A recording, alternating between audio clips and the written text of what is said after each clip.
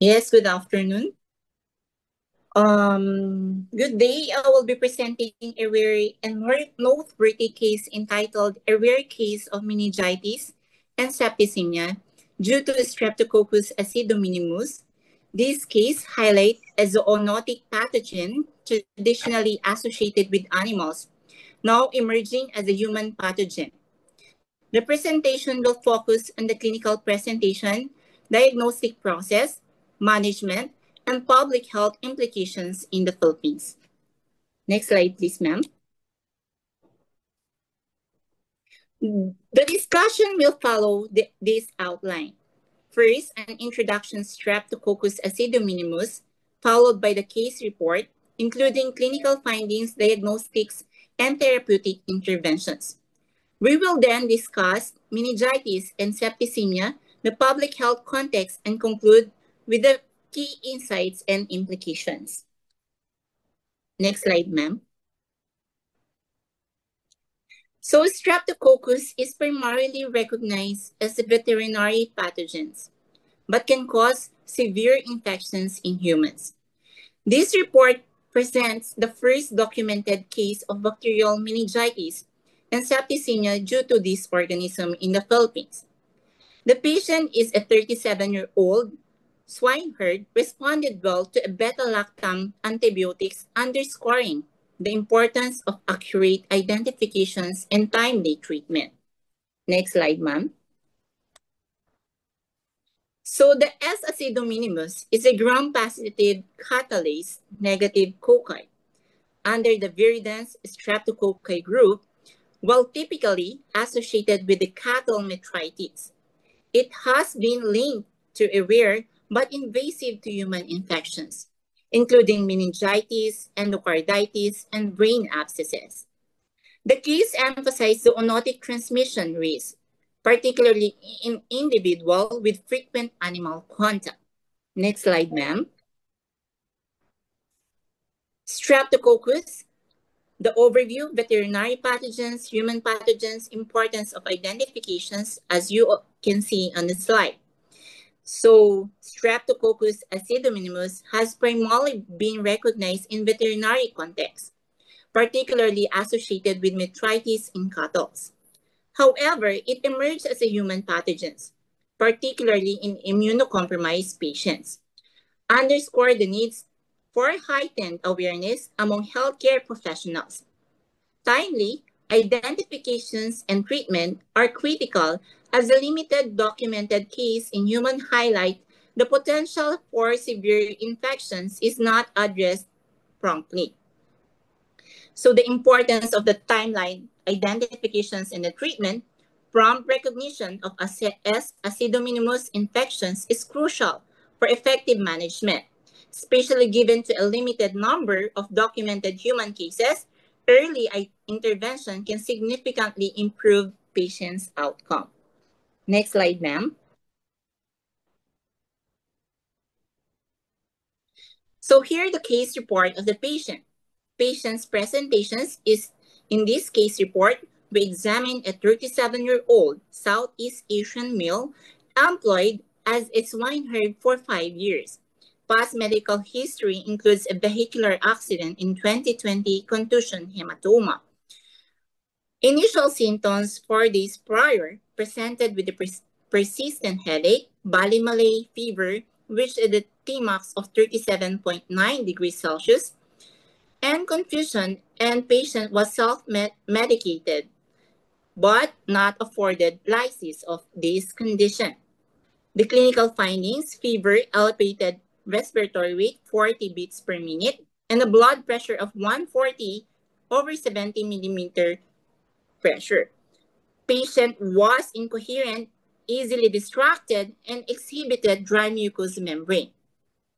Neurological signs, increased nuchal rigidity, and bilateral plantar extensions were noted in this patient.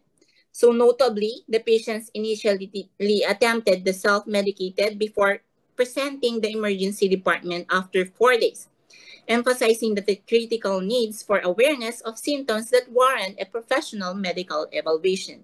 Next slide, ma'am.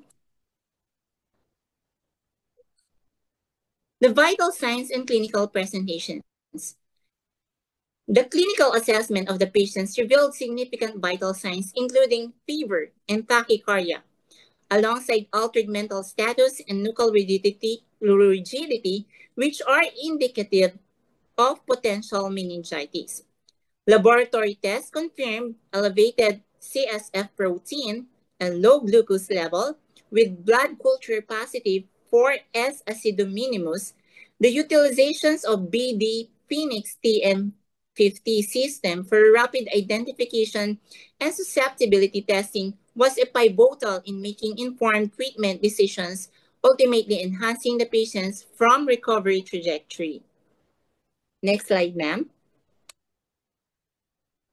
So imaging result, non-contrast and post-contrast axial image of the brain were acquired.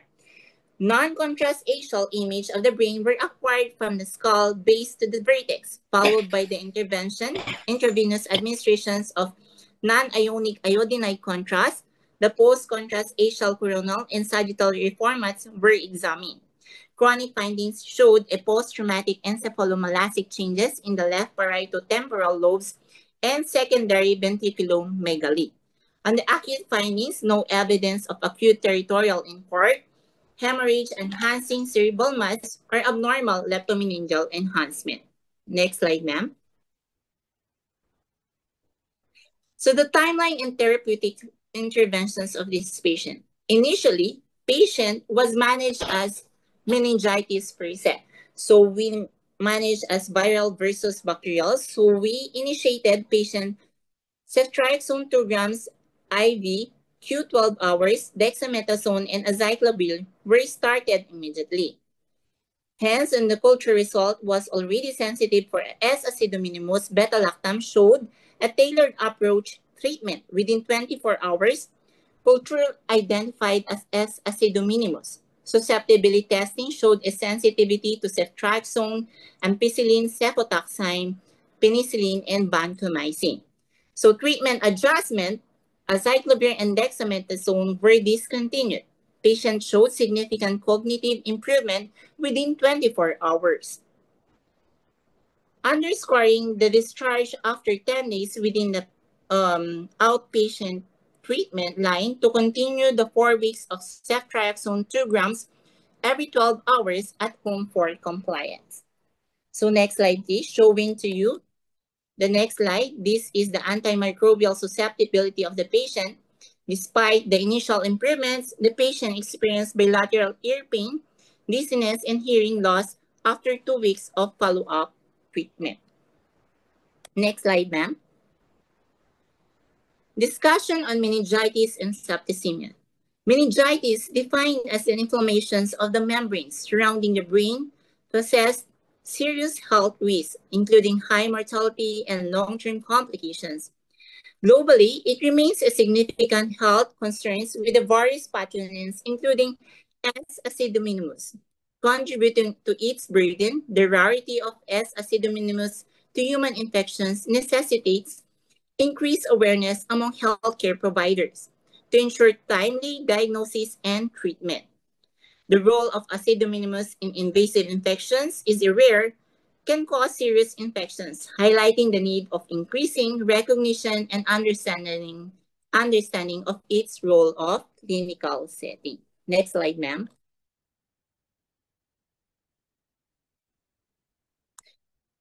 The prevalence of bacterial meningitis in the Philippines is primarily attributed to common pathogens, such as S. pneumoniae and H. influenza.